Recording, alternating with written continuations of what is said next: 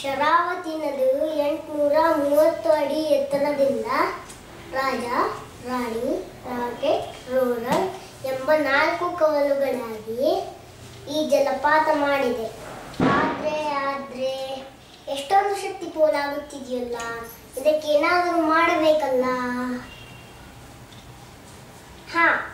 ಆ ಜಲಪಾತವನ್ನು ಒಂದು ಟರ್ಬೈನ್ ಮೂಲಕ ಹಾಯಿಸಿ ಆ ಟರ್ಬೈನ್ಗೆ ಒಂದು ವಿದ್ಯುತ್ ಜನರೇಟ್ ಮೋಟಾರ್ ಅನ್ನು ಹೊಂದಿಸಿದರೆ ವಿದ್ಯುತ್ ಜನರೇಟ್ ಮಾಡಬಹುದು ಹಾಗೂ ಹಲವಾರು ಮನೆಗಳಿಗೆ ಬೆಳಕು ಕೊಡಬಹುದು, ಹಲವಾರು ಕಾರ್ಖಾನೆಗಳನ್ನು ನಡೆಸಬಹುದು.